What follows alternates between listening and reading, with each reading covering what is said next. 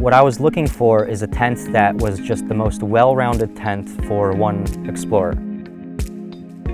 Hi, I'm Petra Hilleberg. I am here with adventurer, explorer, amazing photographer, Milos Piervola.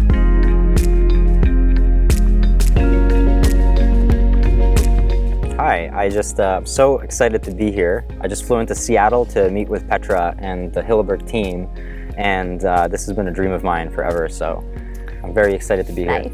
Well, we're glad to have you. Thank you for coming out all the way from New York. So you have an interesting story that is a little bit different. You were a corporate lawyer. Yes. And which was a goal of yours, and then decided that that's not what you wanted to do. Yeah, so I mean, it's definitely an interesting story. When I was a kid, I grew up watching television just like everybody else, and there were stories of Indiana Jones and Gulliver's Travels and just anything like that. And so I got it into my mind that I wanted to be an explorer. But along the way, people who are older than me and gave me advice said that's just fantasy, and it's just, it's a fairy tale, it's a movie. So what you need to do is you need to get a regular job, and that's it. And so my dreams were shattered.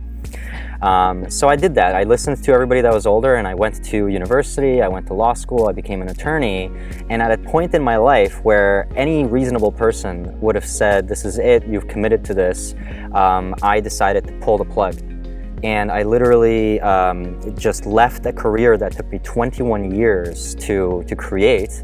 So the people who were around me, my community, freaked out, and understandably so, because I was making a decision to reject something that took so long to cater, and it was so respected by society. So how did you then take the step from being a corporate lawyer to deciding to be an adventurer? What did you do since you hadn't really been outdoors before, except watching Indiana Jones on TV? Well, it's fantastic. This is actually how Petra and I met. I decided at the time I had saved up just a very small amount of money, and I decided to dedicate all of that money to preparing in the best way that I could. So the first thing that I did is I became certified as a wilderness EMT. I studied and with people who I knew were knowledgeable, but I decided, instead of learning under individuals who are known for teaching, I decided to take the additional and much more challenging step of learning under people who are accomplished. And that's how I found Erik Larson and Ryan Waters, and I did a polar expedition training course with them where we used Hilleberg tents. And that's where I had my first introduction to these incredible tents, because Erik and Ryan are both highly accomplished explorers that professionally continue to go out into the polar regions of the world, and Hilleberg tents are the ones that they were using.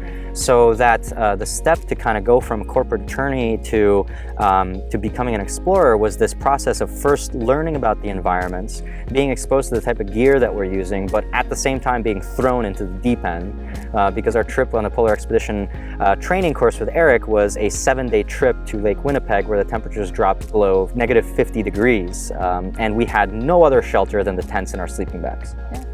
So then after that, obviously you've been all over. You're originally from Poland, so you spent a lot of time in Europe and Eastern Europe with your tent, and along the East Coast in the US, and all over, really. Oh man, yeah. When I got the Acto, I mean, so maybe I can tell you why I chose the Acto. Yeah, absolutely. I remember you asking me which tent would be the ideal tent to use, and so I did quite a bit of research, because you have such a line of tents that can be fit into any situation. But I knew that independently I had to gain experience. And so what I was looking for is a tent that was just the most well-rounded tent for one explorer. And the Acto fulfilled all of those. First of all, it's perfectly designed so that I can lie down in it. And when you're traveling, that's really all you need, because I can stand up and walk around outside of the tent. This shelter, this shape, is just the most ideal, efficient shape for trips. It's a small volume of space that can easily be heated when I'm inside. It has a perfect sized vestibule to keep my dirty and frozen stuff on the outside. The materials are very durable, and when I looked at the reviews and when I looked at other people that used them, it seemed like a tent that was just ideal for 4 seasons, which I definitely needed. The first thing I did is I took it out in the winter.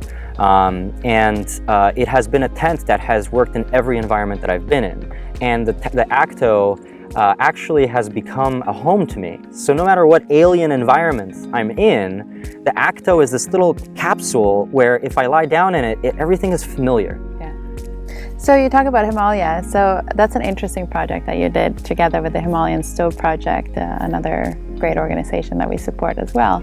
You want to talk a little bit about what that story was about? Absolutely, yeah. Journey. So we decided, so George Bosch, who's the founder of the Himalayan Stove Project, is a person who you know very well.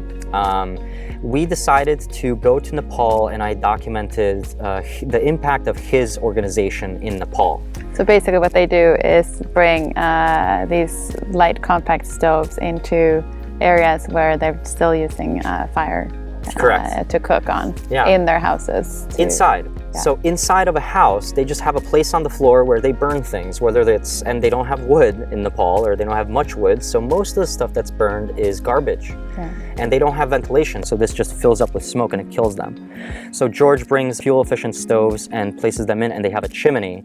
So not only are they better than open fires, they also ventilate the smoke.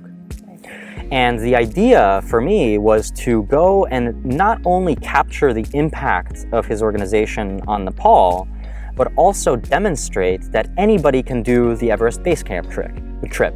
I mean, effectively anybody. If you can do it, anyone can do it? I mean, the idea was, again, I have a hashtag. It's called Become Your Hero, and it's also the name of a presentation that I give.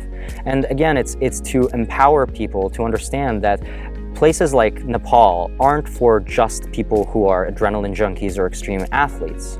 Whether you fly into Lukla and walk around, or whether you go any further, it's a place that is accessible. And I wanted to erode that idea that you can't go there because you're not prepared. So the virtual reality part of it was to allow people to put the goggles on and to experience the actual trek themselves, so that they could see, oh, here's steep, here's crazy, but look at how beautiful it is. Yeah. Because that's another piece of what you're doing, is the World in 360, that you're creating these virtual reality videos, yes. Right? And then you're sharing that with people who have no ability to go to these places, right? That's correct, yeah. So the idea originally, in 2015, I put on virtual reality goggles for the first time ever. And I realized that there's an entire demographic of people on Earth always that is incapable of experiencing these things, whether it's physical or whether it's economic, or whatever reasons people have for not going. I realized that there's an opportunity for me to produce these experiences, and I record them and I bring them to hospitals, inpatient care centers, elderly facilities, and people who are paralyzed, who have never been able to sit up in their own bed using their own strength.